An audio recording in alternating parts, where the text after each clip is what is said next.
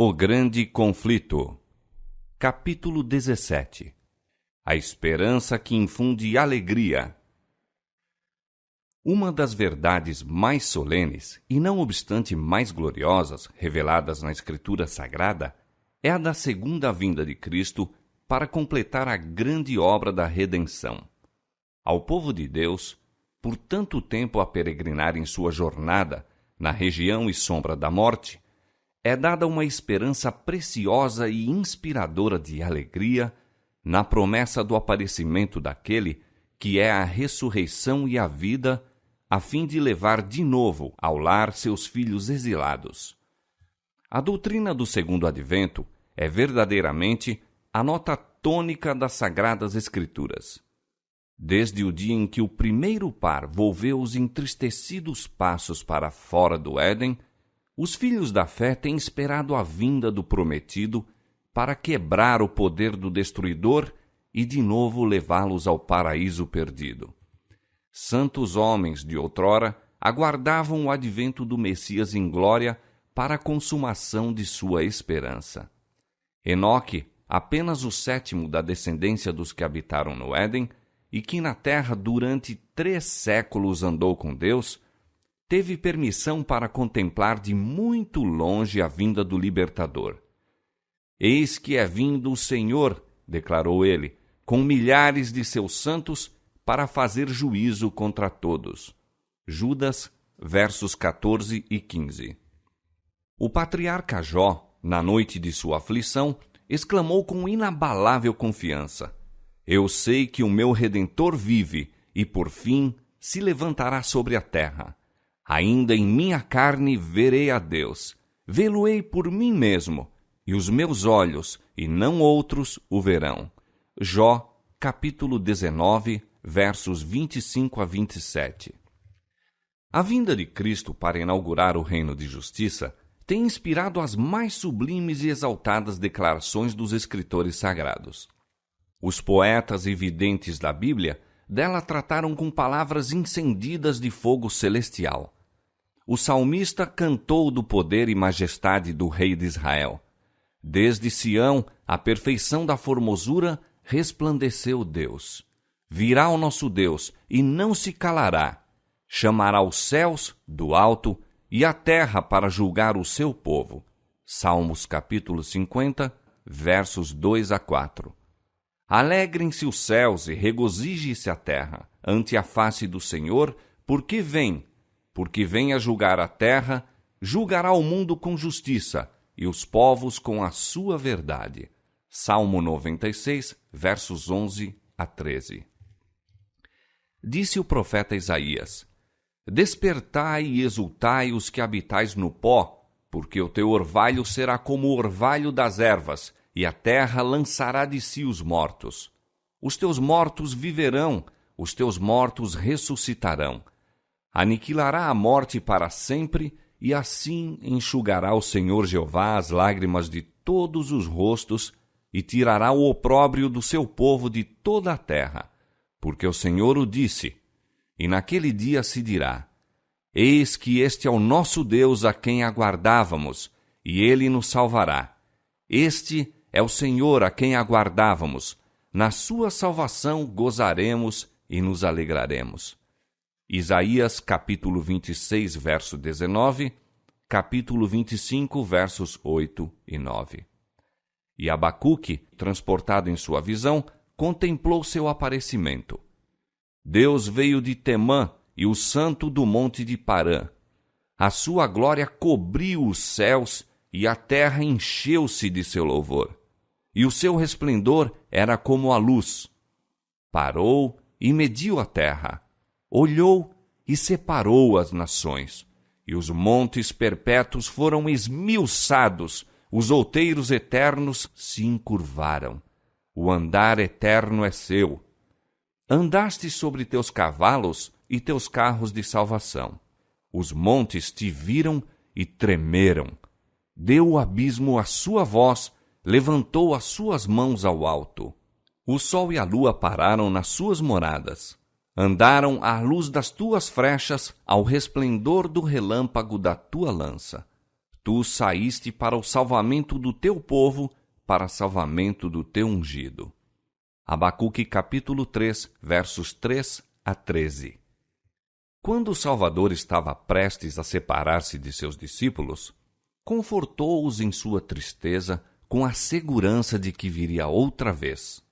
Não se turbe o vosso coração. Na casa de meu Pai há muitas moradas. Vou preparar-vos lugar, e se eu for e vos preparar lugar, virei outra vez e vos levarei para mim mesmo. João capítulo 14, versos 1 a 3.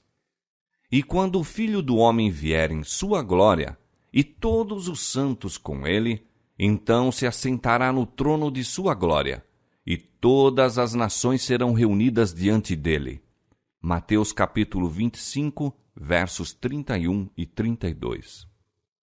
Os anjos que por momentos se detiveram no Monte das Oliveiras depois da ascensão de Cristo, repetiram aos discípulos a promessa de sua volta. Esse Jesus, que dentre vós foi recebido em cima no céu, há de vir assim como para o céu o vistes ir. Atos capítulo 1, verso 11. E o apóstolo Paulo, falando pelo Espírito de inspiração, testificou: o mesmo Senhor descerá do céu com alarido e com voz de arcanjo e com a trombeta de Deus. 1 Tessalonicenses capítulo 4, verso 16. Diz o profeta de Patmos: eis que ele vem com as nuvens, e todo o olho o verá. Apocalipse capítulo 1, verso 7. Em torno de sua vinda agrupam-se as glórias daquela restauração de tudo, de que Deus falou pela boca de todos os seus santos profetas desde o princípio. Atos capítulo 3, 21. Quebrar-se-á então o prolongado domínio do mal. Os reinos do mundo tornar-se-ão de nosso Senhor e de seu Cristo, e ele reinará para todo sempre. Apocalipse capítulo 11, verso 15. A glória do Senhor se manifestará, e toda a carne juntamente a verá. O Senhor Jeová fará brotar justiça e o louvor para todas as nações. Ele será por coroa gloriosa e por grinalda formosa para os restantes de seu povo. Isaías capítulo 40, verso 5, capítulo 61, verso 11 e capítulo 28, verso 5. É então que o pacífico e longamente almejado reino do Messias se estabelecerá sob todo o céu. O Senhor consolará a Sião, consolará a todos os seus lugares assolados, e fará os seus desertos como o Éden, e a sua solidão como o jardim do Senhor. A glória do Líbano se lhe deu, a excelência do Carmelo e Saron.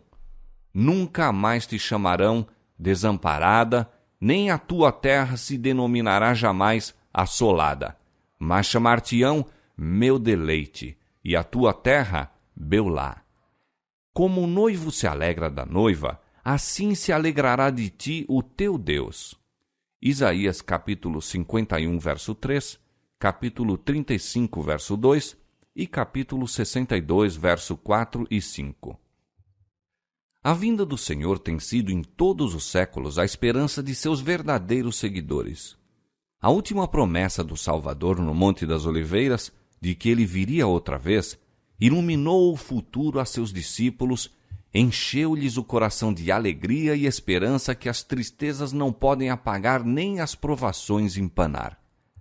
Em meio de sofrimento e perseguição, o aparecimento do grande Deus e nosso Salvador Jesus Cristo foi a bem-aventurada esperança. Quando os cristãos tessalonicenses estavam cheios de pesar ao sepultarem os seus queridos, que haviam esperado viver para testemunharem a vinda de Jesus, Paulo, seu instrutor, apontou-lhes a ressurreição a ocorrer por ocasião do advento do Salvador. Então os mortos em Cristo ressurgiriam e, juntamente com os vivos, seriam arrebatados para encontrar o Senhor nos ares. E assim, disse ele, estaremos sempre com o Senhor. Portanto, consolai-vos uns aos outros com estas palavras. 1 Tessalonicenses capítulo 4, versos 16 a 18. Na rochosa ilha de Patmos, o discípulo amado ouve a promessa: certamente cedo venho. E em sua anelante resposta, sintetiza a prece da Igreja em toda a sua peregrinação. Amém, ora vem, Senhor Jesus. Apocalipse capítulo 22, verso 20. Do calabouço, da tortura, da forca, onde santos e mártires testificaram da verdade, vem através dos séculos a voz de sua fé e esperança. Estando certos da ressurreição pessoal de Cristo e, por conseguinte, de sua própria, por ocasião da vinda de Jesus, diz um desses cristãos: desprezavam a morte e verificava-se estarem acima dela.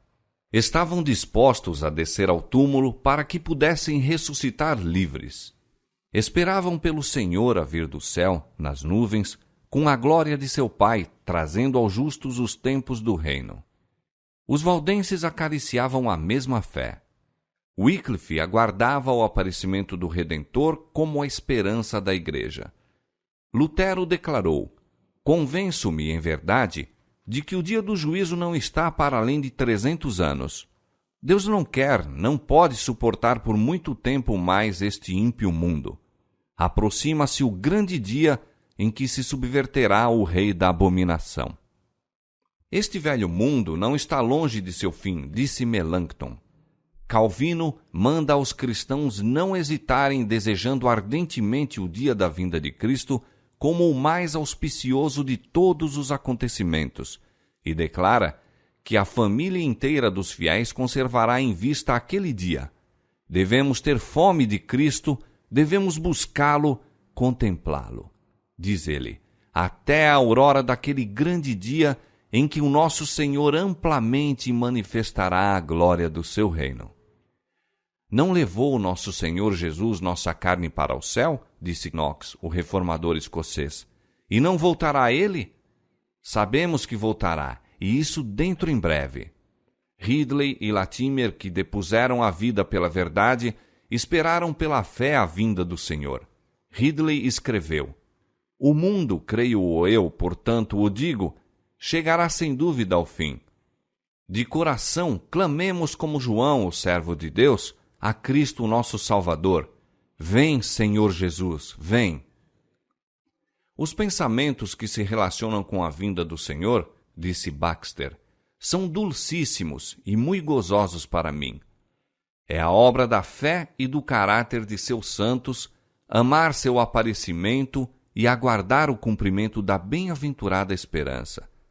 Se a morte é o último inimigo a ser destruído na ressurreição, podemos saber quão fervorosamente deveriam os crentes anelar a segunda vinda de Cristo e por ela orar, sendo então que tal vitória ampla e final será alcançada. Este é o dia que todos os crentes devem almejar, esperar e aguardar como cumprimento de toda a obra de sua redenção e de todos os desejos e esforços de sua alma. Apressa ao Senhor este bem-aventurado dia. Esta foi a esperança da Igreja Apostólica, da Igreja no deserto e dos reformadores. A profecia não somente prediz a maneira e objetivo da vinda de Cristo, mas apresenta sinais pelos quais os homens podem saber quando a mesma está próxima. Disse Jesus: haverá sinais no sol, na lua e nas estrelas. Lucas capítulo 21, verso 25. O sol escurecerá, e a lua não dará sua luz, e as estrelas cairão do céu, e as forças que estão no céu serão abaladas. E então verão vir o Filho do Homem nas nuvens, com grande poder e glória.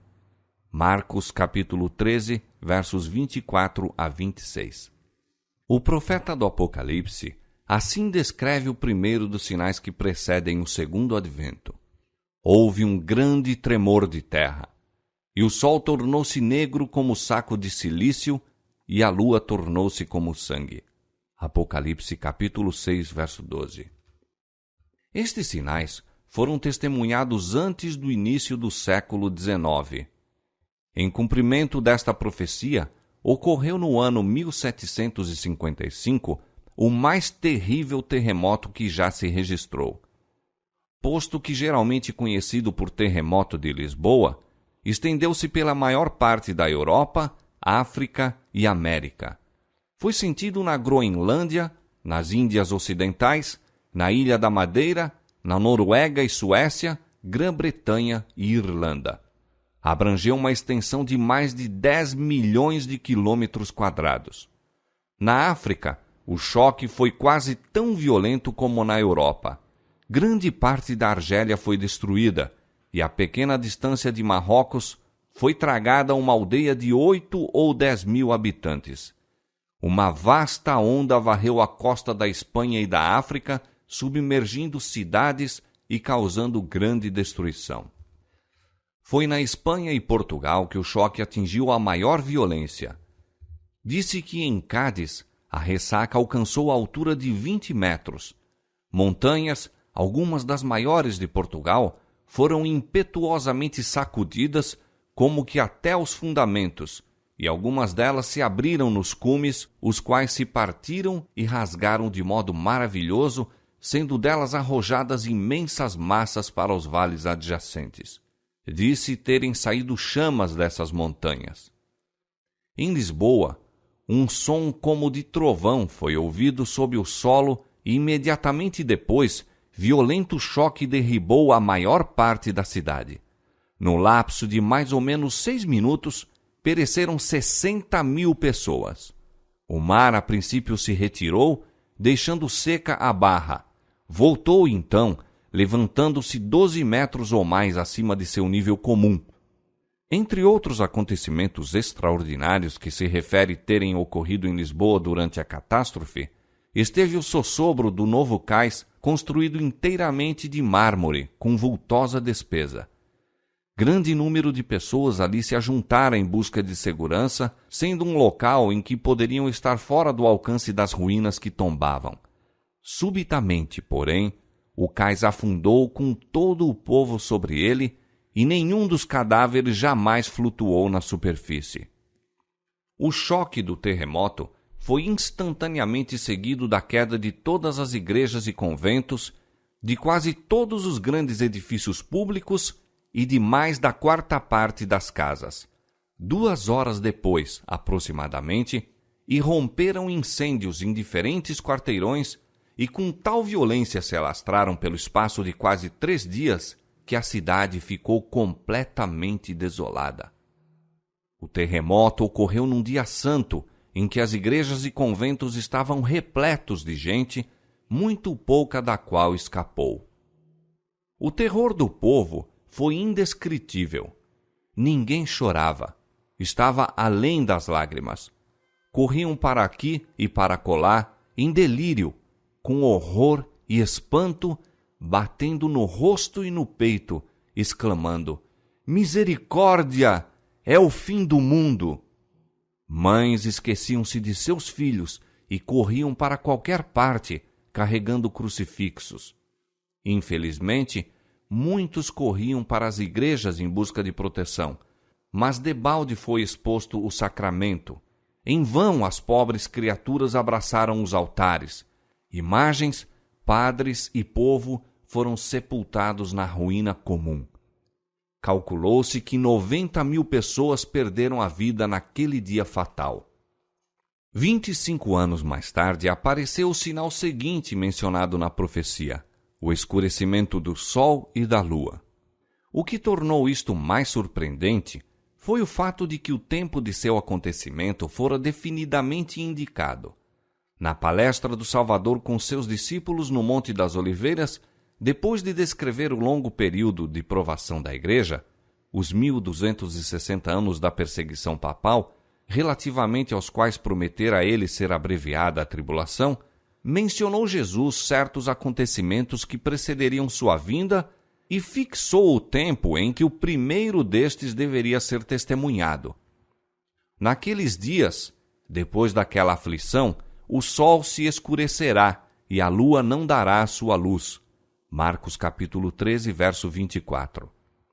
Os 1260 dias, ou anos, terminaram em 1798. 1/4 de século antes, a perseguição tinha cessado quase inteiramente. Em seguida a esta perseguição, segundo as palavras de Cristo, o sol deveria escurecer-se. A 19 de maio de 1780, cumpriu-se esta profecia. Único ou quase único em sua espécie pelo misterioso e até agora inexplicado fenômeno que nele se verificou, foi o dia escuro de 19 de maio de 1780, de inexplicável escuridão que cobriu todo o céu e a atmosfera visíveis em Nova Inglaterra. Uma testemunha ocular que vivia em Massachusetts, nestes termos descreve o acontecimento. Pela manhã surgiu claro o sol, mas logo se ocultou. As nuvens se tornaram sombrias, e delas negras e ameaçadoras como logo se mostraram, chamejavam relâmpagos, ribombavam trovões, caindo leve aguaceiro.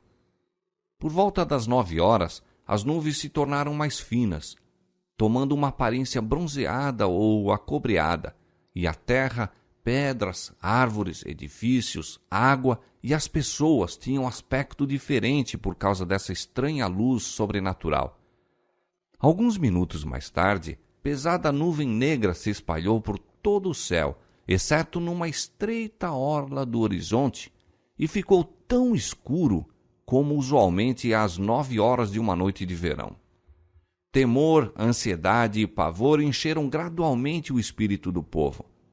Mulheres ficaram à porta olhando para a negra paisagem. Os homens voltavam de seus labores nos campos. O carpinteiro deixava suas ferramentas, o ferreiro a forja, o negociante o balcão. As aulas eram suspensas e as crianças, tremendo, fugiam para casa. Os viajantes acolhiam-se à fazenda mais próxima. O que será? Inquiriam todos os lábios e corações. Dir-se-ia que um furacão estivesse prestes a precipitar-se sobre o país, ou fosse o dia da consumação de todas as coisas. Acenderam-se velas, e o fogo na lareira brilhava tanto como em noite de outono sem luar. As aves retiravam-se para os puleiros e iam dormir. O gado ajuntava-se no estábulo e berrava. As rãs coachavam, os pássaros entoavam seus gorjeios vespertinos e os morcegos voavam em derredor. Mas os seres humanos sabiam que não era vinda a noite. O Dr. Nathanael Whittaker, pastor da Igreja do Tabernáculo em Salem, dirigia serviços religiosos na casa de culto e pregava um sermão no qual sustentou que as trevas eram sobrenaturais. Reuniram-se congregações em muitos outros lugares. Os textos para esses sermões extemporâneos eram invariavelmente os que pareciam indicar as trevas de acordo com a profecia bíblica. As trevas foram densíssimas logo depois das 11 horas. Na maioria dos lugares do país foram tão grandes durante o dia que as pessoas não podiam dizer a hora, quer pelo relógio de bolso, quer pelo de parede, nem jantar, nem efetuar suas obrigações domésticas sem a luz de velas. A extensão dessas trevas foi extraordinária. Observavam-se na parte oriental até Falmouth. Para o oeste, atingiram a parte mais remota de Connecticut e Albany. Para o sul foram observadas ao longo das costas e ao norte até onde se estende a colonização americana. Seguiu-se as intensas trevas daquele dia, 1 ou 2 horas antes da noite, um céu parcialmente claro, e apareceu o sol, posto que ainda obscurecido por negro e pesado nevoeiro. Depois do pôr do sol, as nuvens novamente subiram e escureceu muito rapidamente. Tampouco foram as trevas da noite menos incomuns e aterrorizadoras do que as do dia. Não obstante haver quase lua cheia, nenhum objeto se distinguia a não ser com o auxílio de alguma luz artificial que, quando vista das casas vizinhas e de outros lugares a certa distância, aparecia através de uma espécie de trevas egípcias que se afiguravam quase impermeáveis aos raios. Disse uma testemunha ocular daquela cena: não pude senão concluir naquela ocasião que, se todos os corpos luminosos do universo tivessem sido envoltos em sombras impenetráveis ou arrancados da existência, as trevas não teriam sido mais completas. Posto que às 9 horas daquele dia a lua surgisse cheia, não produziu o mínimo efeito em relação àquelas sombras sepulcrais. Depois de meia-noite, as trevas se desvaneceram e a lua, ao tornar-se visível, tinha a aparência de sangue. O dia 19 de maio de 1780 figura na história como o Dia Escuro. Desde o tempo de Moisés, nenhum período de trevas de igual densidade, extensão e duração já se registrou. A descrição deste acontecimento, como a dá uma testemunha ocular, não é senão um eco das palavras do Senhor registradas pelo profeta Joel 2.500 anos antes de seu cumprimento. O sol se converterá em trevas e a lua em sangue antes que venha o grande e terrível dia do Senhor. Joel capítulo 2, verso 31. Cristo ordenara a seu povo que atendesse aos sinais de seu advento e que se regozijasse ao contemplar os indícios de seu vindouro rei.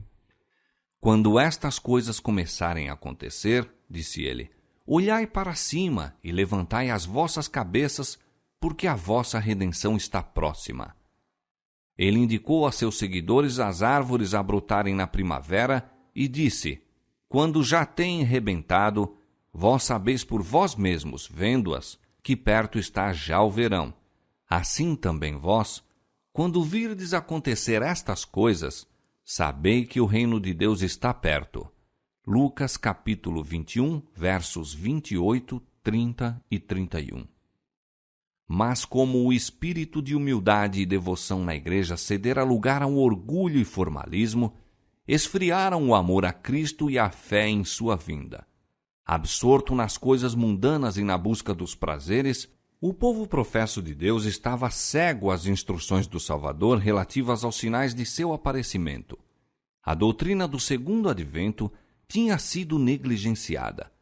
Os textos que a ela se referem foram obscurecidos por interpretações errôneas, a ponto de ficarem em grande parte esquecidos e ignorados.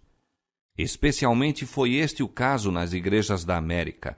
A liberdade e conforto desfrutados por todas as classes da sociedade, o ambicioso desejo de haveres e luxo, de onde vem o absorvente empenho de adquirir dinheiro, a ansiosa procura de popularidade e poderio, que pareciam estar ao alcance de todos, levavam os homens a centralizar seus interesses e esperanças nas coisas desta vida, afastando ao futuro longínquo o dia solene em que passaria a presente ordem de coisas.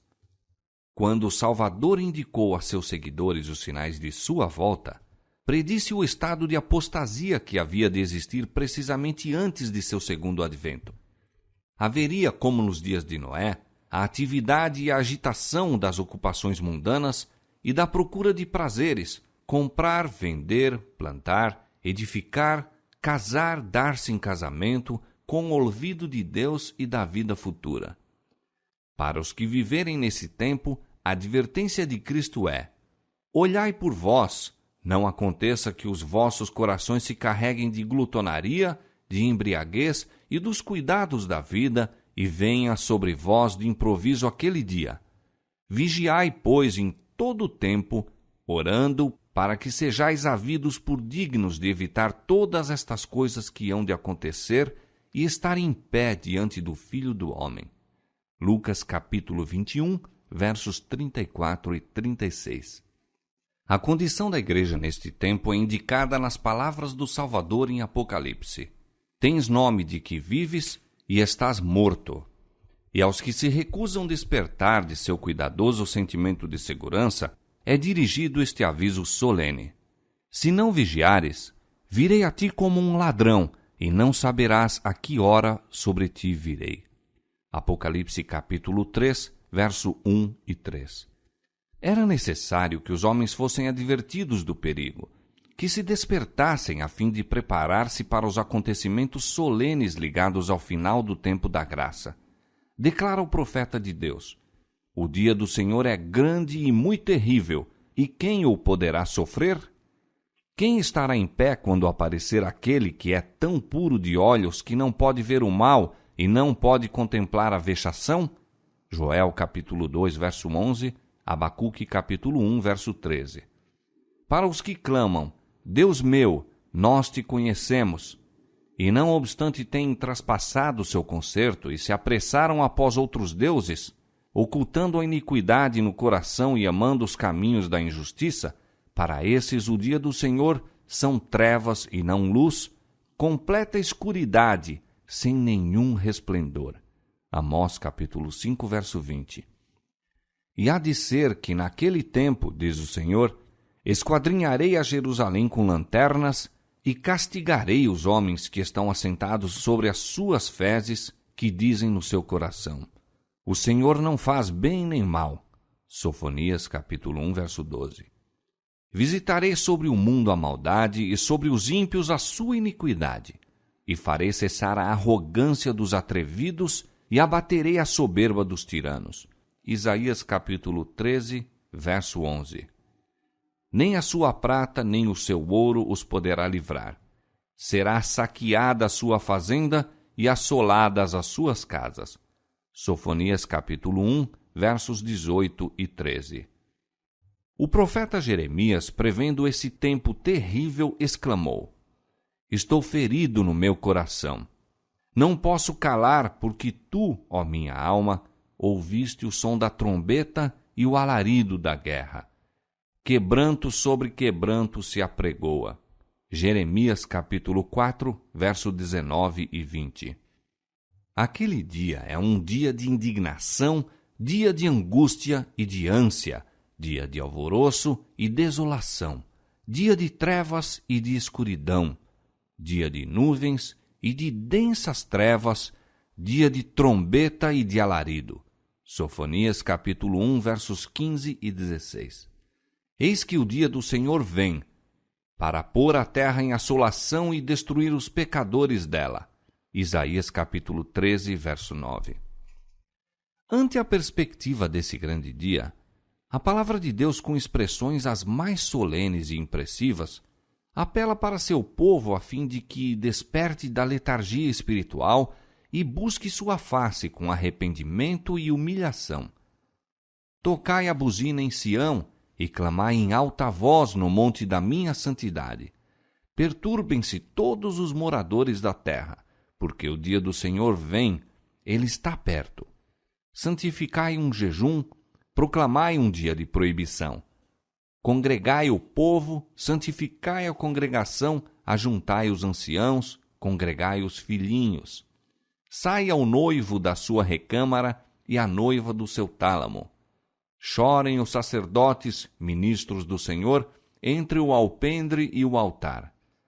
Convertei-vos a mim de todo o vosso coração, e isso com jejuns e com choro e com pranto. E rasgai o vosso coração, e não os vossos vestidos, e convertei-vos ao Senhor vosso Deus, porque ele é misericordioso, compassivo e tardio em irar-se, e grande em beneficência.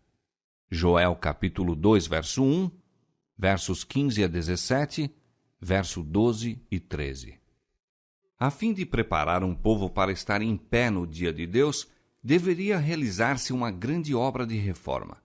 Deus viu que muitos dentre seu povo professo não estavam edificando para a eternidade e, em sua misericórdia, estava prestes a enviar uma mensagem de advertência a fim de despertá-los de seu torpor e levá-los a preparar-se para a vinda de Jesus.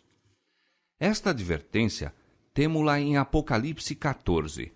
Apresenta-se-nos ali uma tríplice mensagem como sendo proclamada por seres celestiais e imediatamente seguida pela vinda do Filho do Homem para recolher a messe da terra. A primeira dessas advertências anuncia o juízo que se aproxima. O profeta contempla um anjo voando pelo meio do céu, tendo o evangelho eterno para o proclamar aos que habitam sobre a terra e a toda a nação e tribo e língua e povo, dizendo com grande voz: temei a Deus e dai-lhe glória, porque vinda é a hora do seu juízo, e adorai aquele que fez o céu e a terra e o mar e as fontes das águas. Apocalipse capítulo 14, versos 6 e 7. Declara-se que esta mensagem é parte integrante do Evangelho eterno. A obra de pregar o Evangelho não foi cometida aos anjos, mas confiada aos homens. Santos anjos têm sido empregados na direção desta obra. Têm eles a seu encargo os grandes movimentos para a salvação dos homens, mas a proclamação do Evangelho propriamente dita é efetuada pelos servos de Cristo sobre a terra. Homens fiéis, que eram obedientes aos impulsos do Espírito de Deus e aos ensinos de sua palavra, deveriam proclamar esta advertência ao mundo. Eram eles os que haviam atendido à muito firme palavra dos profetas, à luz que alumia em lugar escuro até que o dia esclareça e a estrela da alva apareça. Tinham estado a buscar o conhecimento de Deus mais do que a todos os tesouros escondidos, considerando-o melhor do que a mercadoria de prata e a sua renda do que o ouro mais fino. Provérbios capítulo 3, verso 14. E Deus lhes revelou as grandes coisas do reino. O segredo do Senhor é para os que o temem, e ele lhes fará saber o seu conserto. Salmo 25, verso 14. Não foram os ilustrados teólogos que tiveram compreensão desta verdade e se empenharam em proclamá-la. Houvessem eles sido atalaias fiéis, pesquisando as Escrituras com diligência e oração, e teriam conhecido o tempo da noite, as profecias ter-lhes-iam patenteado os acontecimentos prestes a ocorrer. Eles, porém, não assumiram tal atitude, e a mensagem foi confiada a homens mais humildes. Disse Jesus: Andai enquanto tendes luz, para que as trevas não vos apanhem. João capítulo 12, verso 35. Os que se desviam da luz que Deus lhes deu, ou negligenciam buscá-la quando está ao seu alcance, são deixados em trevas. Declara, porém, o Salvador: Aquele que me segue não andará em trevas, mas terá a luz da vida. João capítulo 8, verso 12. Quem quer que esteja com singeleza de propósito, procurando fazer a vontade de Deus, atendendo fervorosamente à luz já dada, receberá maior luz. Será enviada àquela alma alguma estrela de fulgor celestial para guiá-la em toda a verdade. No tempo do primeiro advento de Cristo, os sacerdotes e escribas da santa cidade a quem foram confiados os oráculos de Deus poderiam ter discernido os sinais dos tempos e proclamado a vinda do prometido. A profecia de Miqueias designou o lugar de seu nascimento. Miqueias capítulo 5, verso 2. Daniel especificou o tempo em que viria. Daniel capítulo 9, 25. Deus confiou estas profecias aos dirigentes judeus. Estariam sem desculpas se não soubessem nem declarassem ao povo que a vinda do Messias estava às portas. Sua ignorância era o resultado da pecaminosa negligência. Os judeus estavam edificando túmulos aos profetas assassinados, enquanto pela deferência com que tratavam os grandes homens da terra prestavam homenagem aos servos de Satanás. Absortos em suas ambiciosas lutas para conseguir posição e poderio entre os homens, perderam de vista as honras divinas que lhes eram oferecidas pelo Rei do Céu. Com profundo e reverente interesse deveriam encontrar-se a estudar o lugar, o tempo, as circunstâncias do grande acontecimento da história universal, a vinda do Filho de Deus para cumprir a redenção do homem. Todo o povo deveria ter estado a vigiar e esperar para que pudessem achar-se entre os primeiros a dar as boas-vindas ao Redentor do mundo. Mas ai, em Belém, 2 fatigados viajores, procedentes das colinas de Nazaré, percorrem em toda a extensão a estreita rua até a extremidade oriental da cidade, procurando debalde um lugar de repouso e abrigo para a noite. Porta alguma se achava aberta para os receber. Sob miserável telheiro preparado para o gado, encontraram finalmente refúgio, e ali nasce o Salvador do mundo. Anjos celestiais tinham visto a glória de que o Filho de Deus participava com o Pai antes que o mundo existisse, e com profundo interesse haviam aguardado o seu aparecimento na terra como uma ocorrência repleta das maiores alegrias para todo o povo. Foram designados anjos para levar as alegres novas aos que estavam preparados para recebê-las e que alegremente as tornariam conhecidas aos habitantes da terra. Cristo se abatera para tomar sobre si a natureza do homem. Deveria ele suportar um peso infinito de misérias ao fazer de sua alma oferta pelo pecado. Todavia, desejavam os anjos que, mesmo em sua humilhação, o Filho do Altíssimo pudesse aparecer diante dos homens com uma dignidade e glória condizentes com seu caráter. Congregar-se-iam os grandes homens da terra na capital de Israel para saudar a sua vinda? Apresentá-lo-iam legiões de anjos à multidão expectante? Um anjo visita a terra a fim de ver quais os que se achavam preparados para receber Jesus. Não pode, porém, distinguir sinal algum de expectação. Não houve voz alguma de louvor e triunfo anunciando que o tempo da vinda do Messias está às portas. O anjo paira por algum tempo sobre a cidade escolhida e o templo onde a presença divina tinha sido manifestada durante séculos. Mas, mesmo ali, há idêntica indiferença. Os sacerdotes, em sua pompa e orgulho, estão oferecendo profanos sacrifícios no templo. Os fariseus estão em altas vozes discursando ao povo ou fazendo jactanciosas orações nas esquinas das ruas. Nos palácios dos reis, nas assembleias dos filósofos, nas escolas dos rabis, todos, de igual maneira, se acham inconscientes do maravilhoso fato que encheu todo o céu de alegria e louvor. O fato de que o Redentor dos homens está prestes a aparecer na terra. Evidência alguma há de que Cristo seja esperado, e nenhuns preparativos para o príncipe da vida. Com espanto, está o mensageiro celestial prestes a voltar para o céu com a desonrosa notícia quando descobre alguns pastores que à noite vigiam seus rebanhos e, mirando o céu bordado de estrelas, meditam na profecia do Messias a vir à terra, anelando o advento do Redentor do mundo. Ali se encontra um grupo que está preparado para receber a mensagem celestial. E subitamente o anjo do Senhor aparece anunciando as boas novas de grande alegria. A glória celestial inunda a planície toda.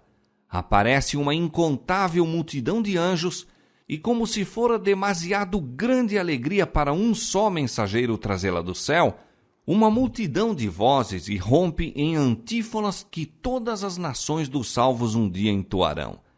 Glória a Deus nas alturas, paz na terra, boa vontade para com os homens. Lucas capítulo 2, verso 14.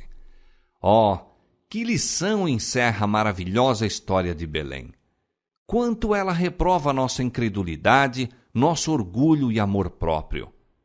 Quanto nos adverte a nos precavermos para que não aconteça que pela nossa criminosa indiferença deixemos também de discernir os sinais dos tempos e, portanto, não conheçamos o dia de nossa visitação. Não foi somente nas colinas da Judéia, nem apenas entre os humildes pastores que os anjos encontraram os que se achavam vigilantes pela vinda do Messias. Na terra dos gentios havia também os que por ele esperavam. Eram homens sábios, ricos e nobres filósofos do Oriente. Investigadores da natureza, haviam os magos visto a Deus em sua obra.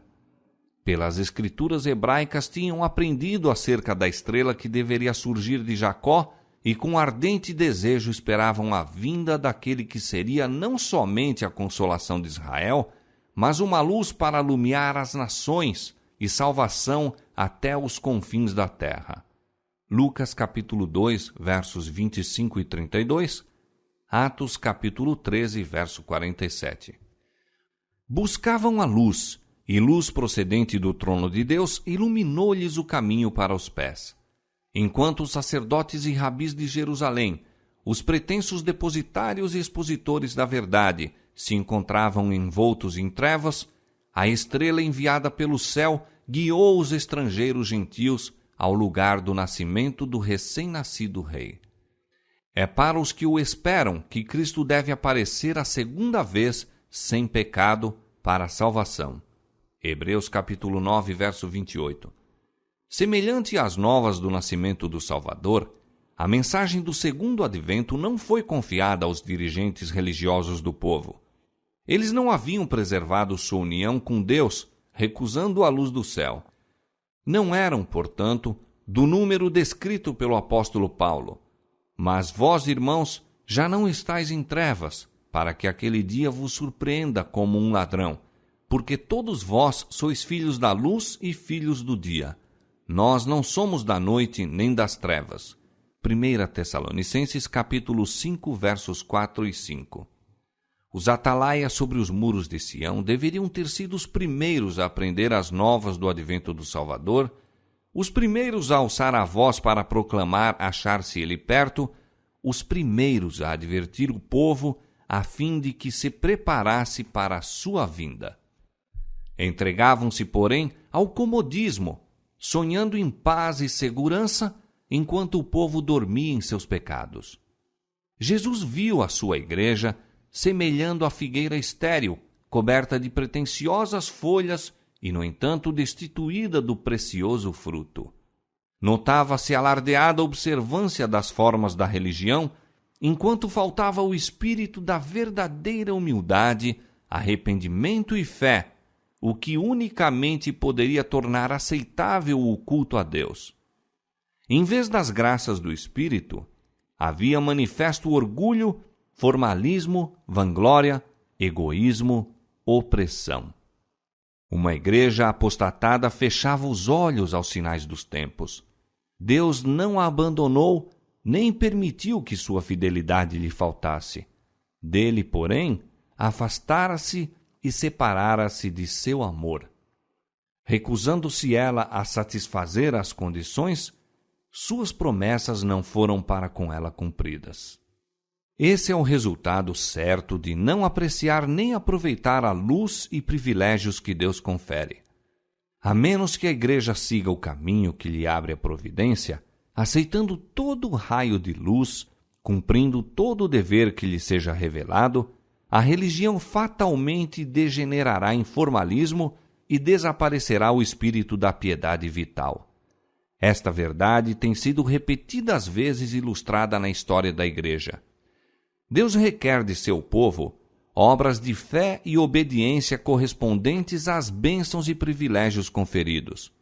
A obediência exige sacrifício e implica uma cruz.